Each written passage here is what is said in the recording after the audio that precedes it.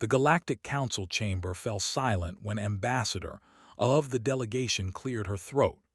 Her four eyes blinked in sequence as she looked across the massive circular room filled with representatives from over 200 species. Today was an important day. Today, they would finally discuss the humans.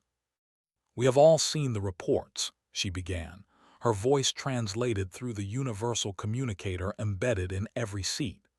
"The humans have been members of the galactic community for only 15 standard years. In that short time, they have caused more incidents than the Empire did in 3 centuries." Murmurs spread through the chamber. Several delegates shifted uncomfortably in their seats. A representative near the back actually stood up and left the room entirely. Nobody blamed him. His species had been the first to learn what happened when you pushed a human too far. High Counselor Os raised one of his 6 arms to quiet the crowd. The ancient meridian was over 400 years old and had seen many things in his long life. But even he felt a cold sensation in his primary heart when he thought about the Earth species. "Let us begin with the facts," he said slowly. "Can someone please explain to the newer members why we are having this discussion?" A holographic display appeared in the center of the chamber. It showed a small blue planet orbiting an average yellow star. Earth, home of the most terrifying species the galaxy had ever encountered, not because they were strong, not because they had advanced technology, not because they were aggressive by nature. No, the humans were terrifying because of what happened when they got annoyed. Ambassador took control of the display. The image changed to show a human male. He looked ordinary enough. 2 arms, 2 legs, 1 head, soft skin, no natural weapons to speak of. By galactic standards, humans were physically unremarkable. They could not survive in vacuum like the. They could not regenerate limbs like the. They could not communicate telepathically like the. "This is what a human looks like when they are calm," explained. "Notice the relaxed posture, the steady breathing, the neutral expression. A calm human is actually quite pleasant to be around. They are curious, friendly, and surprisingly helpful." The image changed again. Now it showed the same human, but something was different. His jaw was set. His eyes had narrowed slightly. His hands were curled into fists at his sides. "This is a human who has just said the words, 'I'm really annoyed.' This is the moment when every species in this chamber should run." A young delegate from the collective raised a limb. "Forgive my ignorance, Ambassador, but I do not understand. My species joined the community only 2 years ago.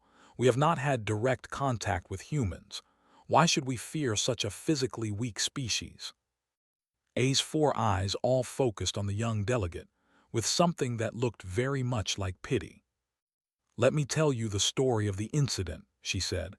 "Perhaps that will help you understand." The chamber fell completely silent. Even the ventilation system seemed to grow quieter.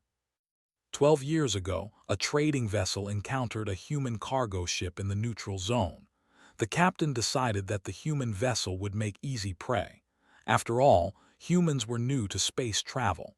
Their ships were primitive. Their weapons were basic. The captain boarded the human vessel with 20 armed warriors, expecting an easy capture. A paused. The silence in the chamber was absolute. There were only 4 humans on that cargo ship. The captain demanded their surrender. The human captain, a woman named Sarah, asked politely for them to leave. They laughed at her. They destroyed some of her cargo to show their power. They threatened her crew. The holographic display showed security footage from the incident. The quality was poor, but the events were clear enough. Captain looked at the destruction of her cargo. She looked at her frightened crew. Then she said 5 words that changed everything. She said, "Now I'm really annoyed." The footage continued. What happened next was difficult to watch. Captain moved with a speed and ferocity that seemed impossible for her species. She took down 3 warriors before they could even raise their weapons. When the others finally reacted, she used the ship's environment against them. She vented atmosphere from certain sections. She overloaded power conduits. She turned the artificial gravity on and off in random patterns. In less than 1 standard hour, 4 humans defeated 20 warriors. Captain personally incapacitated the captain by hitting him with a cooking implement 17 times. When asked later why she continued hitting him after he was already unconscious, she simply said, "Because I was annoyed." The young delegate had turned a pale shade of blue. Surely this was an exceptional case. One human cannot represent an entire species. That is what the thought as well, A replied. So they sent a battle fleet to teach the humans a lesson. 40 warships, 10,000 warriors, enough firepower to glass a small moon. She brought up more footage. This time it showed the aftermath of what humans called the Battle of Jupiter Station. The humans did not have a military fleet at the time. They had mining vessels, cargo ships, and a few outdated patrol craft. They should have one easily. They did not. The footage showed human ships moving in patterns that made no tactical sense. They flew directly at vessels, then veered away at the last moment. They hid behind asteroids and moons. They sent confusing messages on all frequencies. They played loud music that disrupted communication systems. The humans were not just fighting, explained. They were expressing their annoyance. And when humans express annoyance, they become incredibly creative and absolutely relentless. The battle had lasted 3 days. By the end, 32 warships were destroyed or disabled. The remaining 8 fled back to space and never returned. The humans lost only 12 ships. More importantly, not a single human stopped fighting until the battle was completely over.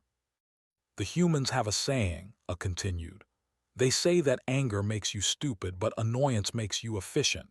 When a human is angry, they might make mistakes. They might act without thinking. But when a human is annoyed, they become focused. They become determined. They become patient. And they do not stop until the source of their annoyance has been completely eliminated. High Counselor Oss nodded slowly. Tell them about the diplomatic incident on Nexus Station. A's expression became even more serious. 5 years ago, a human diplomat named James Wright was attending a trade negotiation on Nexus Station. The negotiations were going poorly. The merchants were being difficult. They kept changing their terms. They insulted human culture. They made the diplomat wait for hours before each meeting. She brought up footage of a tall human male sitting in a waiting room. He looked calm. He was reading something on a small device. He appeared to be the picture of patience. For 6 standard days, they continued their tactics. They believed they were wearing down the human. They thought he would eventually accept their unfair terms just to end the negotiations. On the 7th day, Diplomat Wright attended what he thought would be the final meeting. The footage showed Wright entering a conference room. The merchants were already there, smiling their sharp-toothed smiles. They presented yet another set of changed terms, even worse than before. Diplomat Wright read the new terms carefully. Then he looked up at the delegation and said, very quietly, "I'm really annoyed." The conference room footage showed what happened next. Wright did not shout. He did not threaten. He simply stood up, walked out of the room, and went to work. Over the next 3 days, he contacted every other species that did business with the. He shared information about their trading practices. He helped coordinate a unified response.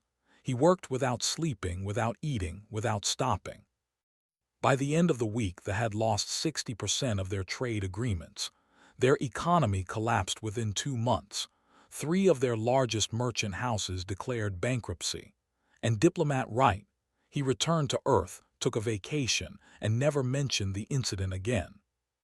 The young delegate was now trembling slightly.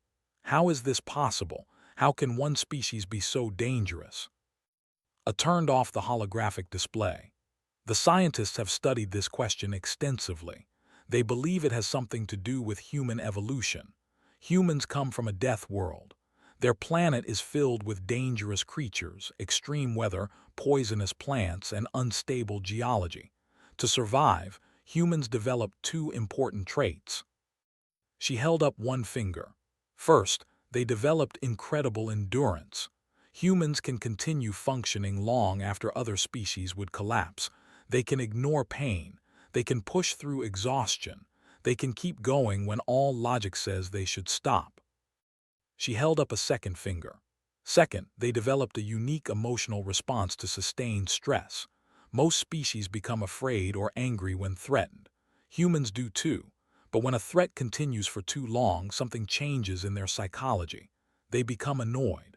And when humans become annoyed, all of their survival instincts activate at once, but in a controlled way. They become hyper-focused predators who will not stop until the problem is solved. High Counselor Ah spoke again. This is why we have the protocol. When a human says they are annoyed, all species are advised to immediately apologize, offer compensation, and remove themselves from the situation. It is not cowardice. It is simple survival. The chamber was quiet for a long moment. Then the delegate spoke again, his voice small. What happens if we cannot remove ourselves from the situation? What if the human is annoyed at something we cannot change? And As exchanged a look. It was the look of people who had seen terrible things. Then you pray to whatever gods your species believes in, As said finally. Because an annoyed human is the most dangerous force in the known galaxy. They will find a way. They always find a way. It might take them a day, a year, or a decade, but they will solve the problem that annoyed them, and anyone who stands in their way will regret it. The meeting ended shortly after that. As the delegates filed out of the chamber, many of them were already composing messages to their home worlds. New guidelines would need to be issued. New training programs would need to be implemented. Every citizen of the galactic community needed to know the most important rule of relations. Never ever, under any circumstances, annoy a human. Because when a human says those 5 terrible words, when they quietly announce that they are really annoyed, the smart species start running. They run as fast and as far as they possibly can. And they do not stop until they are very, very sure that the human has found something else to be annoyed about. The galaxy was vast. It contained wonders beyond imagination. It held mysteries that would take to unravel, but it also held humans, and that, more than anything else, kept the other species humble. After all, nobody wanted to be the next. Nobody wanted to face an annoyed human, and everybody, from the smallest to the largest, had learned to pay attention to human facial expressions. Because when those soft, harmless-looking creatures narrowed their eyes and set their jaws, it was already too late to apologize. The only option was to run,